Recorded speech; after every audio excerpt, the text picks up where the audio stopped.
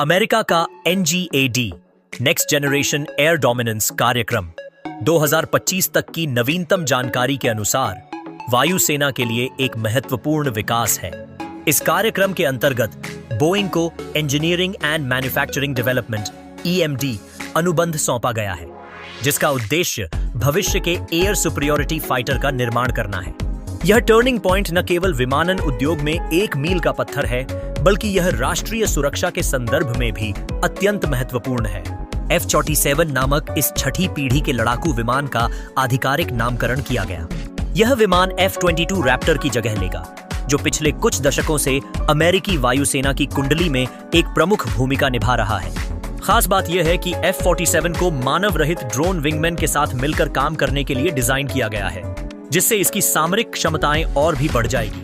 इस कार्यक्रम के लिए अमेरिकी वायुसेना लगभग $20 अरब का निवेश कर रही है, जिसका लक्ष्य वर्ष 2025 से 2019 के बीच होगा। यह भारी निवेश दिखाता है कि अमेरिका अपनी वायु शक्ति को वैश्विक सुरक्षा चुनौतियों के मद्देनजर और अधिक सशक्त बनाना चाहता है। F-47 की प्रति यूनिट लागत लगभग $300 मिलियन निर्धारित की गई है, जो इस युद्धक विमान की उन्नत क्षमताओं का प्रमाण देती है। NGAD कार्यक्रम का एक और महत्वपूर्ण पहलू इसका चीन पर ध्यान केंद्रित करना है। चीन की सैन्य क्षमताओं के जवाब में विकसित यह कार्यक्रम अमेरिकी वायु वर्चस्व को प्रशांत क्षेत्र में बनाए रखने के उद्देश्य से कार्य कर रहा है।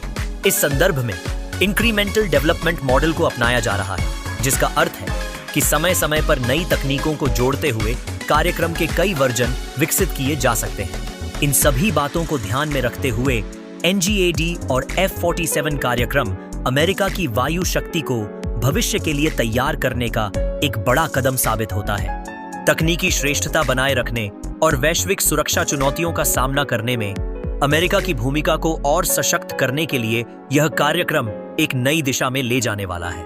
इस साधना का परिणाम वायुसेना की अनुकूलता और प्रभावशीलता में स्पष्ट रूप से देखा जाएगा, जिससे कि अमेरिका अपनी सैन्य क्षमता का बेहतर प्रदर्शन कर सके।